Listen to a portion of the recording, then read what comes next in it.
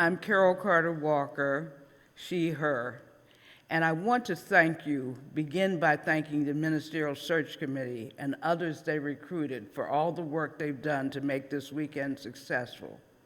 We met on Zoom and exchanged many emails before I arrived on Friday. I got to know the members of the committee and others more deeply since I watched them work to make the meeting room workshop ready on Friday as they arrived early on Saturday to make the coffee, set out the snacks, actively participate in the workshop, then clean up and put away stuff to make the space ready for the potluck today. They also served as active listeners during the general and breakout sessions of the workshop. They are a committee that takes to heart that they have longed to work their holy work even more effective. I've also been in touch with your interim minister, Reverend Diane, who was most helpful in sharing some of her insights on the congregation before the workshop, and she'll be joining us along with other members of the Ministerial Search Committee by Zoom to debrief this afternoon. Your congregation is so fortunate to be led by folks who love to be of use, as Marge Piercy said in her poem. You are truly blessed to have these folks do church in all of the meaning and texture of that phrase, and I thank you. Now, we are generally a polite bunch. Everyone I have met has been gracious and warm, but I am sure many of you are wondering, who is she? Why is she really here?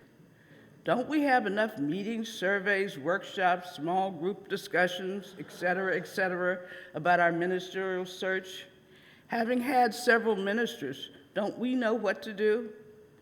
Well, it might be best to start by telling you what I'm not here to do. I am not from the Unitarian Universalist Association headquarters in Boston, down here to tell you whom to select for your minister. I am a volunteer, not paid UUA staff, part of a small cadre of both UU lays and clergy who are trained to do this special work. I am not here to represent the interest of the UUA, the Mid-America region, the Southern region, or even your search committee. It is you, the congregation, using the resources of your ministerial search committee, whom you've entrusted to bring you the best fit for your ministry as a candidate, your personal commitment and gifts of your time, talent, and treasure that has led you through the often difficult work necessary to prepare for a new life in a chapter of the congregation. Your work and discernment will inform the work of choosing your next minister. The purpose of yesterday's Break Barriers, Build Beliefs workshop is to facilitate the deepening and widening of how you think about the person or persons who will best fit your church's needs. The person who may or may not come in the gender, color, sexual preference, ability package you initially envision. Now, you may be thinking to yourself, why shouldn't I be able to express my heart and head-felt preferences? Why can't I be honest about feeling uncomfortable with people who fall into certain racial, ethnic, gender, sexual preferences, and ability levels? What about congregational polity? Well, you can have all of those feelings, but I hope you will acknowledge discomfort and own it, and then explore another way, another path to come to an appropriate conclusion. As a UU for more than 37 years, I think our shared faith could reach the beloved community of which so many of us speak, where who a person is not identified or defined by categories, but by more profound and even more mundane aspects of themselves. The UUA has made many attempts to address and eradicate the barriers that have made this a pretty much white denomination. I've seen data that ranges from 75 to 89% white. I've worked on most of these initiatives for most of my time as a UU. I've been at the heights of hope and depths of disgust. The high point for me was in 2012, when 3,000 UUs, many of them my age, went to the desert in 113-degree temperatures at night to protest the illegal and inhumane actions of Sheriff Joe Arpaio. The Reverend Dr. Susan Frederick Gray, our former UUA president and current senior minister in Bloomington, Indiana, was a leader of UUs in that movement. Another high point was seeing UU ministers locking arms with other clergy to protest the KKK neo-Nazi protesters in Charlottesville, Virginia, which is not too far away from where I live. Still another, the number of congregations who are displaying Black Lives Matter banners, often alongside rainbow flags on their church property, in spite of many incidents of vandalism and threats. On the other hand, I was disgusted when the hiring practices at the UUA that devalued persons of color, particularly women, were exposed. I was enraged when the obscene severance package totaling $500,000 for 2 top leaders became known. I nearly walked out of General Assembly several years ago when delegates voted to study the corruption of democracy instead of Black Lives Matter. I saw this as another sidestepping of core issues on the part of UUs. Well, what keeps me here? First, I am stubborn. I like to overcome a challenge. More seriously, I am a Unitarian Universalist, and I believe that I have a seat at the welcome table and not below the salt. Finally, if we can live into our past instead of just teetering on one side of it, we have a saving message for all. And as I often say from my church's pulpit in my role as a worship associate, we UUs are people of the word trying to become people of the heart. The overwhelming vote to confirm Article 2 and have bylaws with principles and with values at the center gave rise to my feeling very proud of our journey of holding ourselves and each other accountable. What also keeps me here as a UU is the opportunity to know myself and know the other, and to break down the barriers that separate us. So I stay working on many things at many levels. I may have an impressive UU resume, if I may humble brag. But most of my work and most of my passion in recent years has focused on creating the beloved community within my church. I am dedicated to working to ensure that we fully respect the inherent worth and dignity of all, and our congregation looks like most of the world outside of our doors, from both sides of the pulpit. As the end of the year approaches, it's usually both a tumultuous and a reflective time for me. Like a knitter, I look back to pick up the threads of unkept commitments and resolutions and stitch them together with new interests and passions into a refreshed pattern for my life going forward. I review my list of to-dos and charities to support during the upcoming year, and I also review my commitment to this movement, particularly the work related to beloved community. A few years ago, in the face of significant pushback from UUs related to moving forward and re-examining our principles, I really did rethink my commitment to a Unitarian Universalism. My home church is often looked at as a model of diversity, as it has about 12% people of color who are well represented in leadership there. But we're in a majority-minority county just outside Washington, D.C., yet our congregation does not reflect these demographics.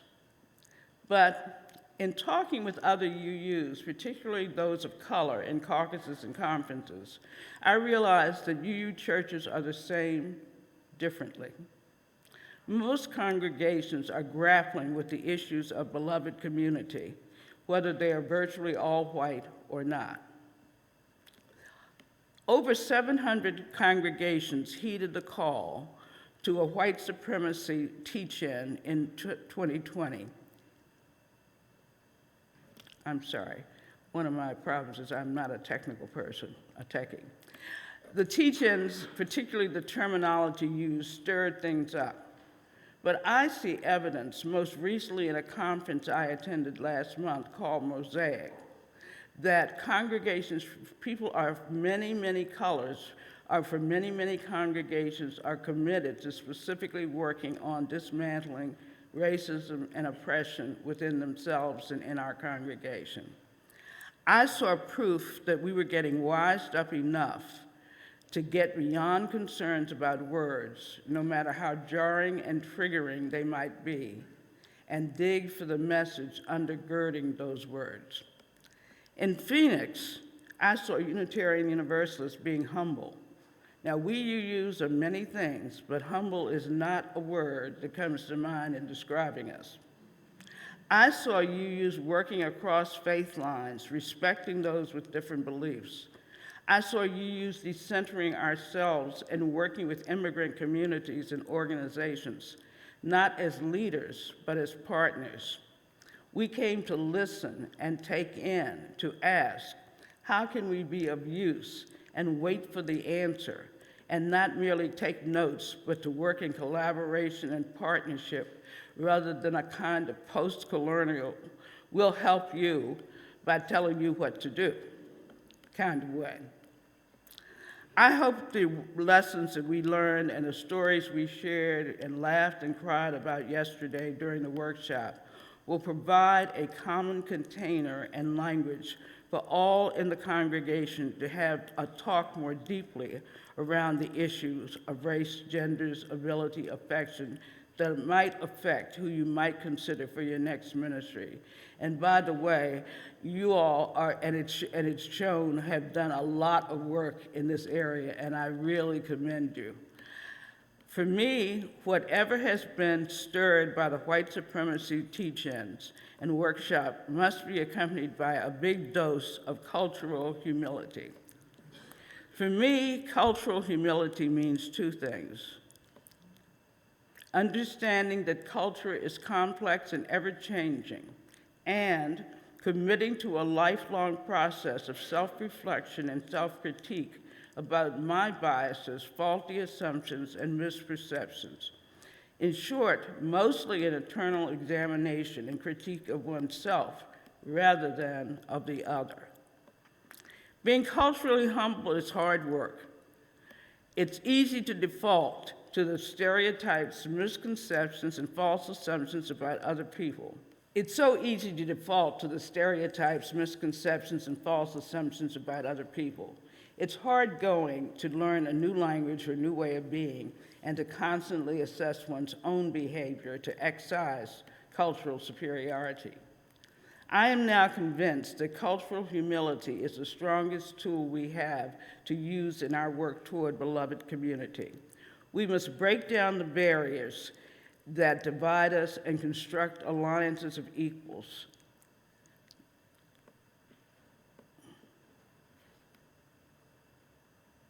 So, as the new year approaches, I have reaffirmed my decision of 37 years ago to again take my seat at the welcome table at my own church and in the larger UU community that we often sing about, and do what I can as an individual and in community with others to open my arms to the stranger.